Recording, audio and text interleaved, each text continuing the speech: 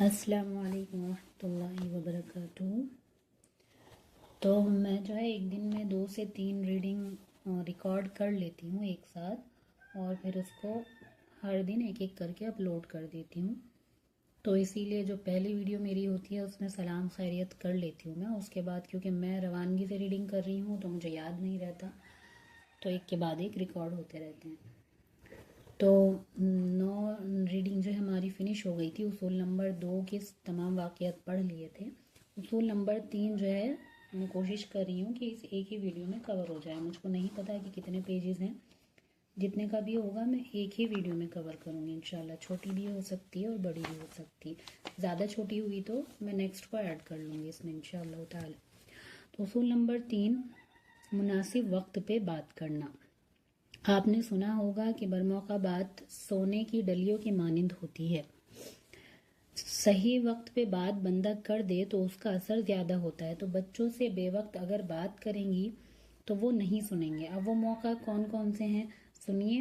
آپ نے تجربہ کیا ہوگا کہ بچے جب ماں باپ کے ساتھ سفر کرنے لگتے ہیں، راستہ میں، کار کے اندر، گاڑی میں، اس وقت وہ بہت سوالات کرتے ہیں، اس لیے کہ بچوں کا اس وقت بات قبول کرنے کا موڈ ہوتا ہے، لہذا وہ بہترین موقع ہوتا ہے کہ ان سے بات کرنے کا۔ ایک ایک بات بچے پوچھ رہے ہوتے ہیں کہ امی یہ کیا ہے، ابو یہ کیا ہے، یہ ایسے کیوں ہے۔ اس وقت اس بچے کا سیکھنے کا موڈ ہوتا ہے۔ جب بچہ اس موڈ میں ہو کہ وہ خود باتیں پوچھ رہا ہو تو وہ اس کے بات کرنے کا بہترین وقت ہے۔ اس کا ذہن قبول کرتا ہے بات کو۔ اللہ کے پیارے حبیب صلی اللہ علیہ وسلم نے ایسے موقع کی نصیحتیں فرمائیں۔ اس کی دلیل حدیث پاک سے ہے۔ ابن عباس رضی اللہ عنہ فرماتے ہیں کہ میں نبی صلی اللہ علیہ وسلم کے پیچھے کھچر پہ سوار تھا تو آپ صلی اللہ علیہ وسلم نے فرمایا، یا غلامو، اے لڑکے، احفظ اللہ یحفظک، تو اللہ کے احکام کی حفاظت کر، اللہ تعالیٰ تیری حفاظت کریں گے۔ احفظ اللہ تجدہ تجاہک، اور تو اللہ کا دھیان کر تو اسے اپنے سامنے ہر وقت پائے گا۔ دیکھو اللہ کے پیارے حبیب صلی اللہ علیہ وسلم نے کیا اچھی برموقع بات فرمائی، اور یہ بات ابن عباس رضی اللہ عنہ کے دل میں بیٹھ گئی۔ اسی طرح عبداللہ بن جعفر رضی اللہ عنہ فرماتے ہیں کہ میں نبی صلی اللہ علیہ وسلم کے ساتھ سواری پہ جا رہا تھا تو نبی صلی اللہ علیہ وسلم نے بڑے رازدارانہ لہجے میں کہا کہ دیکھو، جب قضائے حاجت کے لیے جانا ہو تو جہاں کھجوروں کے درخت کا جھنڈ ہوتا ہے وہ جگہ مجھے پردے کی زیادہ پسند ہے۔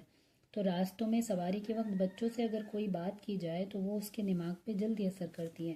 دوسرا وقت رات کو سونے کا ہوتا ہے۔ آپ نے دیکھا ہوگا کہ سوتے وقت بچے اپنی ماں سے بات کرنا چاہتے ہیں، کچھ سننا چاہتے ہیں، تو کئی ماؤں کو دیکھا کہ وہ مرغی کی کہانی سنا رہی ہوتی ہے، کوئی چھپکلی کی کہانی سنا رہی ہوتی ہے، یہ وقت کو ضائع کر رہی ہوتی ہیں۔ وہ بہترین وقت ہوتا ہے کہ بچوں کی تربیت کا، تو عورتوں کو چاہیے کہ وہ قصص النبیین پڑھیں،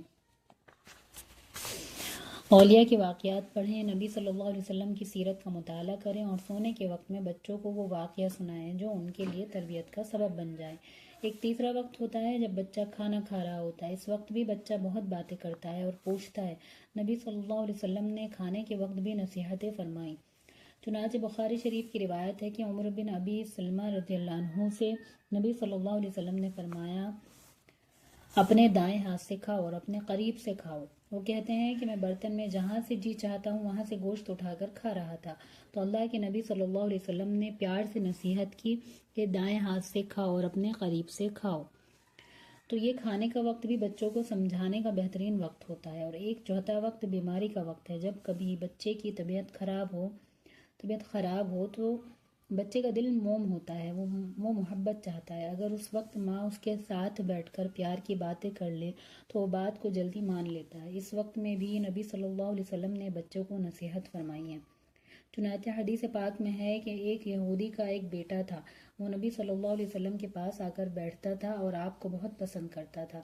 یہودی کا بیٹا، نبی صلی اللہ علیہ وسلم اس سے بھی پیار محبت کا تعلق رکھتے، مگر آپ نے اس کو دعوت کبھی نہیں دی۔ ایک دن وہ بچہ بیمار ہو گیا تو اللہ کے نبی صلی اللہ علیہ وسلم کو پتہ چلا، تو آپ صلی اللہ علیہ وسلم نے فرمایا کہ اس بچے کی عیادت کرنے چلیں۔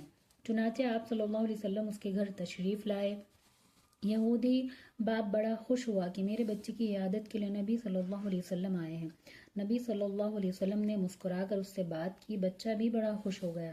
ایسے وقت میں اللہ کے نبی صلی اللہ علیہ وسلم نے دیکھا کہ اب اس کا دل متوجہ ہے تو فرمایا، اے بچے، میں تجھے اسلام قبول کرنے کی دعوت دیتا ہوں۔ جیسے ہی نبی صلی اللہ علیہ وسلم نے یہ بات فرمائی، اس بچے نے اپنے باپ کی طرف دیکھا، باپ کے دل پر بھی اس کا اثر ہوا۔ وہ کہنے لگا، بیٹے، ابو القاسم صلی اللہ علیہ وسلم کی بات کا انکار مت کرو۔ چنانچہ اس بچے نے کلمہ پڑھا اور کچھ دیر کے بعد اس کی وفات ہو گئی۔ تو بیماری کا وقت بھی بچوں کو سمجھانے کے لیے بہتر وقت ہوتا ہے۔ اصول نمبر 4 شروع کر رہی ہوں کیونکہ تھرڈ بہت ہی چھوٹا تھا۔ اصول نمبر 4، ذہنی سطح کے مطابق بات کریں۔ لوگوں سے ان کی عقل کے مطابق بات کیا کرو۔ تو بچوں کا ذہن چھوٹا ہوتا ہے، اس لیے ان کو بات بھی بہت سمپلیفائی یعنی سادہ کر کے بہت سمجھا کے اور آسان بنا کے کرنی پڑتی ہے۔ عام طور پر یہ مائیں ایک بات کر دیتی ہیں اور اگر بچے نہ سمجھے تو ڈانٹ ڈپٹ کرتی ہیں۔ اس طرح کام نہیں چلتا۔ بچوں کی ذہنی سطح کو دیکھ کر اس کے مطابق بات کریں۔ چنانچہ اس کی دلیل حدیث پاک میں ملتی ہے۔ نبی صلی اللہ علیہ وسلم جب بدر کے لیے تشریف لے گئے تو راستے میں ایک جگہ نبی صلی اللہ علیہ وسلم نے صحابہ رضی اللہ عنہ کو بھیجا کہ جائیں اور دشمن کے لشکر کی خبر لے کر آئیں۔ تو صحابہ رضی اللہ عنہ کو ایک لڑکا مل گیا جو کفار کے لشکر میں رہتا تھا اور اس کو ان کے بارے میں پورا پتہ تھا۔ صحابہ رضی اللہ عنہ نے اس کو پکڑ لیا، اس سے پوچھا کہ بتاؤ بھائی، ان کافروں کی تعداد کتنی ہے؟ وہ کبھی کچھ بتائے کبھی کچھ بتائے۔ صحابی رضی اللہ عنہ نے سختی کی، حتیٰ کہ اس کی پٹائی بھی کی، لیکن وہ بتا نہیں پا رہا تھا کہ وہ کتنے ہیں۔ کبھی کچھ کہتا کبھی کچھ کہتا۔ صحابہ رضی اللہ عنہ اس کو نبی صلی اللہ علیہ وسلم کے پاس لے کے آئے۔ اب میرے آقا صلی اللہ علیہ وسلم کی حکمت و دانائی دیکھیے کہ اللہ کے نبی صلی اللہ علیہ وسلم نے اس کو بلایا اور پیار سے بات کی۔ اس سے کہا کہ اچھا بتاؤ کہ یہ لوگ دن میں کتنے جانور ذبح کرتے ہیں؟ اس نے کہا کہ 9 یا 10 جانور ذبح کرتے ہیں۔ تو نبی صلی اللہ علیہ وسلم نے فرمایا، ایک جانور کا گوشت 100 آدمی کھا لیتے ہیں۔ تو معلوم ہوتا ہے کہ یہ لوگ 900 سے 1000 کے قریب ہیں۔ اب دیکھیے، جانوروں کی تعداد تھوڑی تھی، بچے کو صحیح گیس کرنا، اندازہ لگانا آسان تھا، لیکن پورے لشکر کی تعداد کا اندازہ کرنا بچے کے لیے مشکل تھا۔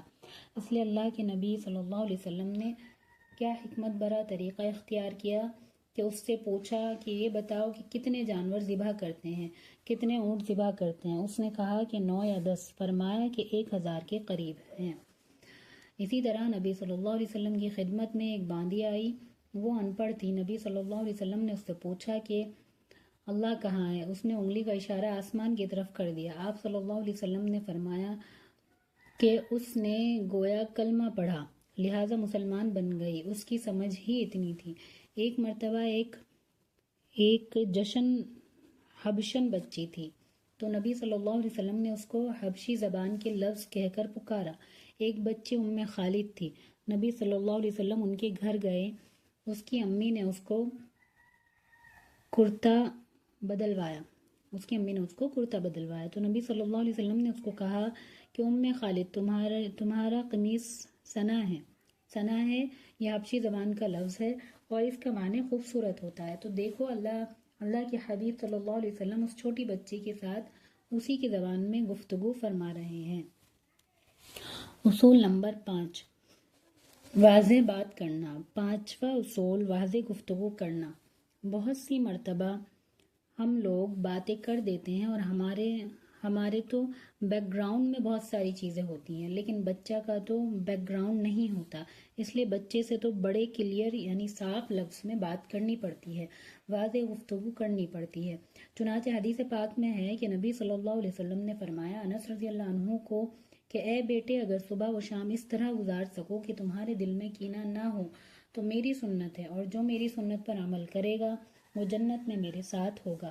اب دیکھیے، بات کو سمجھایا، لیکن کتنی کلیئر اور صاف بات فرمائی کہ ایک تو اسے بیٹے کہہ کر متوجہ فرمایا اور دوسرا بتایا کہ صبح و شام اس حال میں گزار سکو کہ تمہارے سینے میں کسی کے بارے میں کینہ نہ ہو تو ایسا کر لو۔ پھر آگے یہ بھی کہا کہ یہ میری سنت ہے یعنی میرا طریقہ ہے، اور پھر آگے یہ بھی بتا دیا کہ جو میری سنت پر عمل کرے گا وہ جنت میں میرے ساتھ ہوگا۔ اب اس بات کو سن کے انس رضی اللہ عنہ کے لیے اس پر عمل کرنا کتنا آسان ہو گیا، اس لیے واضح گفتگو کرنی چاہیے۔ چنانچہ قرآن مجید میں سورہ لقمان کے اندر حضرت لقمان علیہ السلام کی نصیحتیں ہیں، انہوں نے کتنی کلیئر بات کہی۔ ان نصیحتوں کو پڑھیں اور ان سے سبق سیکھیں، ماں باپ کو اپنے بچوں کو کیسے واضح گفتگو کے ساتھ نصیحت کرنی چاہیے۔ تو یہ والی ریڈنگ ہم یہیں فنش کر رہے ہیں، انشاءاللہ ملتے ہیں اگلے میں۔ 10ویں ریڈنگ ہماری مکمل ہو چکی ہے الحمدللہ۔ تو چینل کو سبسکرائب کرتے چلیں، جو بھی نئے آ رہے ہیں، اور جو پرانے ہیں وہ لوگ بھی شیئر کریں، جو نئے ہیں وہ بھی آگے شیئر کریں۔ جزاک اللہ خیرہ۔ اللہ حافظ، فی امان اللہ۔